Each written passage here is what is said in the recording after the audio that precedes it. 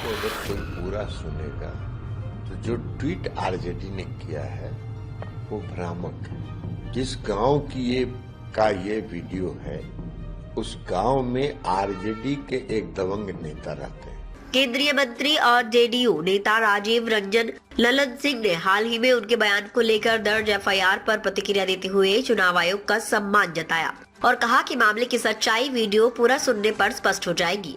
ललन सिंह ने आरोप लगाया कि जिस गांव का वीडियो राज्य में साझा किया जा रहा है वहां राजद का एक दबंग नेता रहता है जो गरीबों को डराकर बूथ पर जाने से रोकता है। उन्होंने कहा, मैंने यही कहा कि अगर कोई नेता गरीबों को धमका रहा है तो गाँव के लोग उसे घेर कर रोके।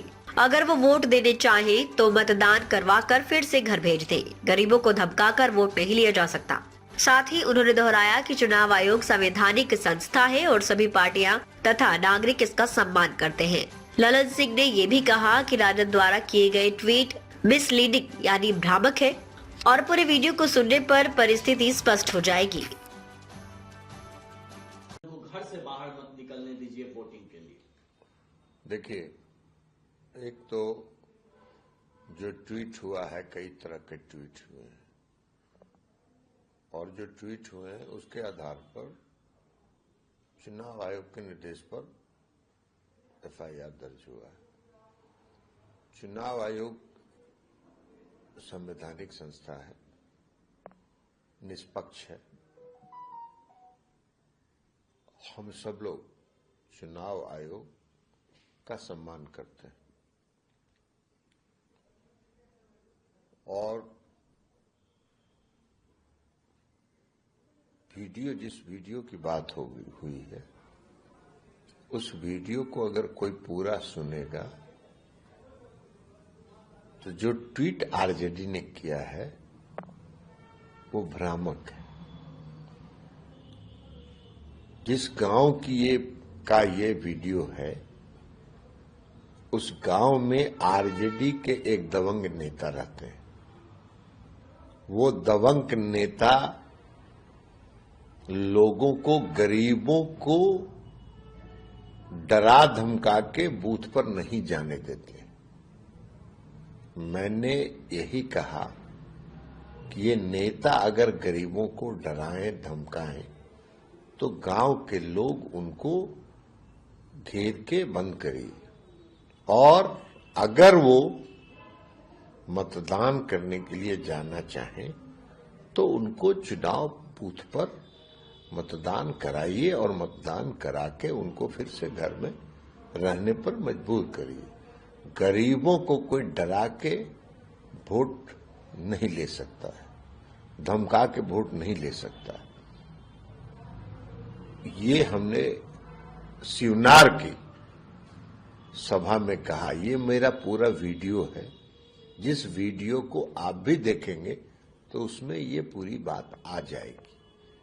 दूसरा कि उसी दिन मोकामा के जो चुनाव कार्यालय में मैंने कार्यकर्ताओं को कहा कि मोकामा नगर परिषद के 15 से 27 नंबर वार्ड तक जो गरीबों का वोट है वहां कुछ लोग जाके गरीबों को डरा रहे हैं, धमका रहे हैं और ये कह रहे हैं कि 6 इंच छोटा कर देंगे।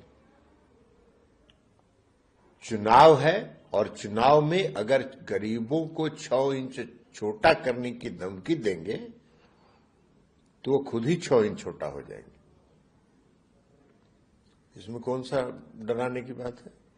और गरीब गुरुआ जो है वो तो नीतीश कुमार का वोटर है, हमारा वोटर है। तो हम अपने वोटर की रक्षा नहीं करेंगे? हम अपने वोटर को उत्साहित नहीं करेंगे?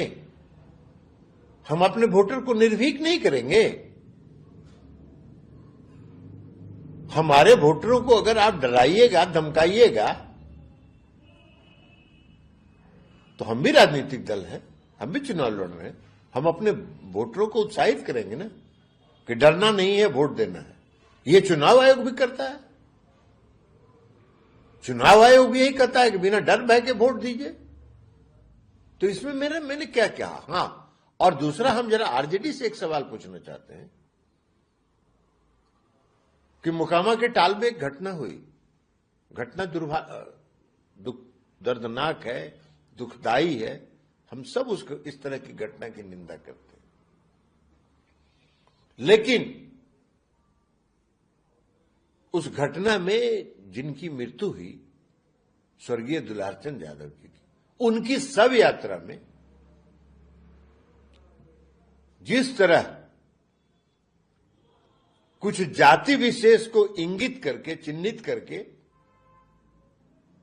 जिस भद्दी गाली का इस्तेमाल किया गया, और आरजेडी के दोनों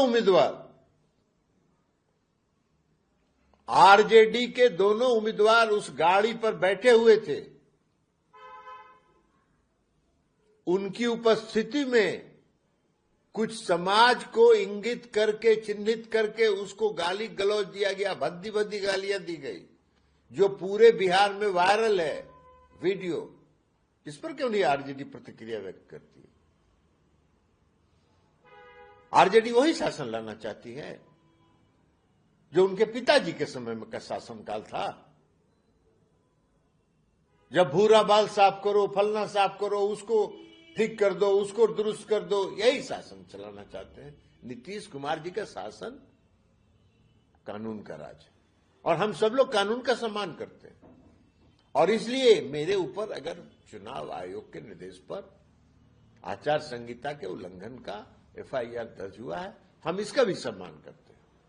लेकिन मुख्यमंत्री जी, आप ये कहना चाह रहे हैं कि जो वीडियो वायरल हुआ है वह पूरी तरह से सही नहीं है, हकीकत कुछ और है, आप ये कहना चाह रहे हैं? नहीं, वीडियो को तोड़ आधा वीडियो किया गया, पूरा वीडियो नहीं है। पूरा वीडियो देखे न लोग,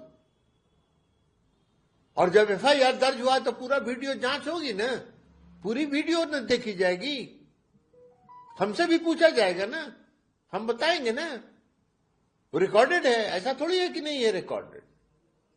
तो उसका कुछ पार्ट को निकाल के आप वायरल करिए और ट्वीट करिए और भ्रम फैलाने का पर्याय धंधा आपका रहा है। ये आरजेडी के लोग इसी तरह का काम करते रहे। हम आज भी कह रहे हैं, सबको कह रहे हैं कि उस पूरे वीडियो को सुना जाए, और वहीं का नहीं, मोकामा के चुनाव कार्यालय दफ्तर का जो मेरा भाषण है उसको भी सुना जाए। हमने क्या कहा कि 15 वार्ड से 27 वार्ड तक जो गरीब लोग रहते हैं, अति पिछड़े वर्ग के लोग रहते हैं, उनको धमकाया जा रहा है, उनको डराया जा रहा है कि वोट दोगे तो 6 इंच छोटा कर देंगे। तो उनको हम उत्साहित नहीं करेंगे कि आपको निर्भीक होकर वोट करना है, 6 इंच छोटा करने वाले का खुद 6 इंच छोटा हो जाएंगे। इसलिए कि आयोग भी मुस्तैद है और प्रशासन भी मुस्तैद है।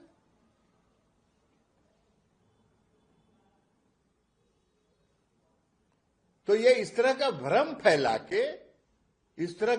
फैला के तोड़ मरोड़ कर ट्वीट करते हैं, लेकिन भंडारा की घटना पर क्यों नहीं ट्वीट करते हैं?